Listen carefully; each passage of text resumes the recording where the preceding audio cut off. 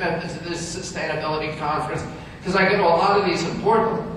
But I think it's good that this city got on board on the issue. And they've got an industry of these kind of conferences over there. And you know, they asked me to talk about this issue about the economy and the environment. I did an article for Vanity Fair magazine about 2 months ago where I talked about the conflicts. You can't separate environmental issues from economic issues. And I talked about a speech that was given in November by Lord David Putnam to the British Parliament. And at that time they were debating a cap and trade system, which they eventually passed. But it's a very tough cap and trade bill. But Lord Putnam was addressing, you know, in England everybody believes in global warming. In our country there's still a lot of people who say that it doesn't exist. And the reason is that we've been subjected to a multi-billion-dollar propaganda campaign over the past 2 decades, funded by Exxon and Chevron, by a number of the coal companies and some of the big utilities who've started these phony think tanks on Capitol Hill, like the Heritage Foundation, the Competitive Enterprise Institute, the American Enterprise Institute, and a number of others, and they fill them with these phony tobacco scientists. We call them biostitutes. And they talk about seriously that there's no such thing as global warming. And everybody else in the world, in Europe and Canada, everywhere else, where they have not been subjected to this propaganda campaign, understands that it exists.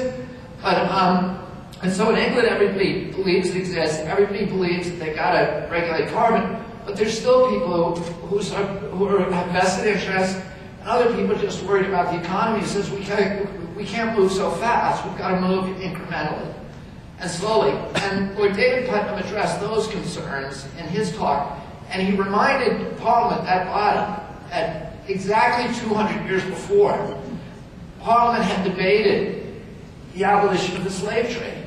And at that time, everybody in Great Britain, recognized that the slave trade was a moral blight on their society, and it had to be abolished. But again, there were naysayers, there were vested interests, and there were people who just said, we've got to move incrementally, we've got to move slowly, because the slave trade represented at that time 25% of the GNP for Great Britain, and it was the principal source of energy for the entire British Empire, free human labor. And they said if we abolish it suddenly, it's going to leave the economy in ruins.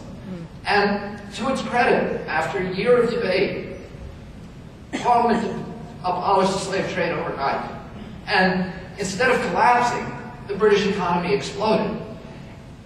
And as it turns out, the abolition of the slave trade exposed all of these hidden inefficiencies that were associated with free human labor.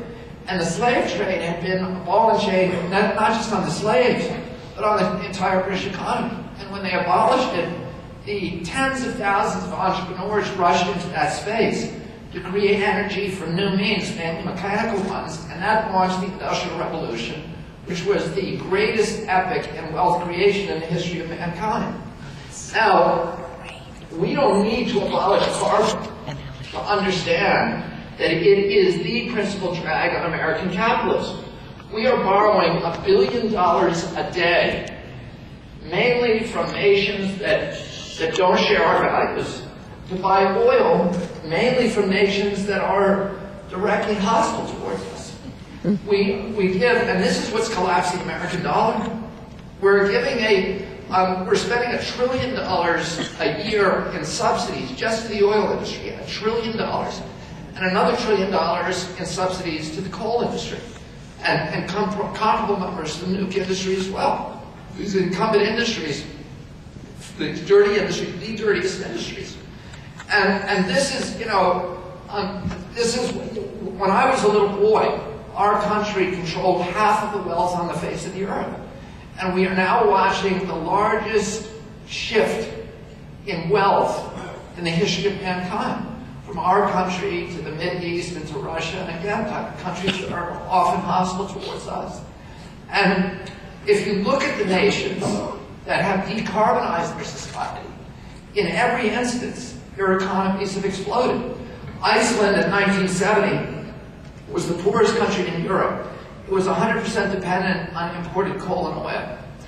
And again, Iceland was one of the first nations to recognize that global warming was a real threat because it impacts northern climes disproportionately. And Iceland said, we're going to abolish carbon. And again, there were people with Iceland vested interests that said, well, we got to move slowly, but Iceland went ahead and did it overnight. And today, Iceland is 100% energy independent. It gets 90% of its electricity from geothermal. And Iceland today is the 4th richest country by GDP in the world. And it's one of the greatest energy exporters on Earth. It can't run mines across the Atlantic Ocean, so it imports bauxite from Jamaica, and it uses its surplus energy to smelt that bauxite into aluminum ingots, and then it sells those abroad, and that's the way it exports energy. And 15 years ago, corporations wouldn't dream of relocating to Iceland. But today, they're lined up to get into Iceland to take advantage of this cheap, abundant energy and the high quality of life that comes from this surplus and from this clean source of power. Sweden, in 1996, was one of the poorer countries in Europe. It said, we're going to abolish carbon, we're going to abolish all gasoline by 2012 and all carbon by 2020. It slapped $150 a ton tax on carbon. It also said it committed to closing its nuclear power plants, and it closed its 2 largest nuclear power plants. And today, Sweden is the 6th richest country by GDP in the world.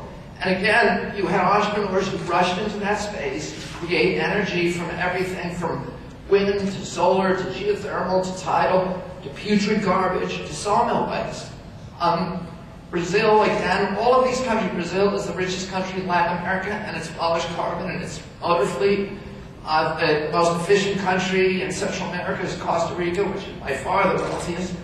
The strongest economy in our country today is California, which is the most fuel efficient. Californians would use half the energy they use about 6,000 kilowatt hours a year. The rest of Americans average about 15,000. So, and we have much better solar energy, we have much better geothermal in this country than Iceland. We have much better solar energy, we have the best solar energy except for Chile, of any place on Earth. Scientific American just did a study in which they show that if we use 19% of the most barren desert land in the desert Southwest, we can harvest enough power solar power to fuel all of the electrical needs of our country, even if every American owned an electric car. We have enough wind, in Midwest it's the Saudi Arabian wind. We have enough wind power just in Montana, North Dakota, and Texas to produce enough energy to supply all the needs of our country, again, even if every American owned an electric car. We have geothermal, we have tidal, we have all these other sources of energy. This is new energy. The electrons that are hitting, that I call old energy carbon, the electrons that hit the Earth millions and millions of years ago are stored beneath the ground. You have to extract, they cause pollution, they cause destruction of the environment, and they have to be expensively shipped across the ocean. And of course, it's much cheaper to harvest the electrons, the new energy, the electrons that are hitting the Earth today, that can be harvested and distributed. The major impediment to that, of course, is that we don't have a marketplace. Well, people ask me, what do we need to do to solve our energy problems? I said, free market capitalism. If we have a marketplace where people are actually, if you eliminate the subsidies to coal and oil, there's no way that they can compete in the marketplace against wind. It sells $1 trillion in subsidies a year to the oil industry, and that doesn't even include the $3 trillion that we're spending on the Iraq war, which should be billed to their account. If we were paying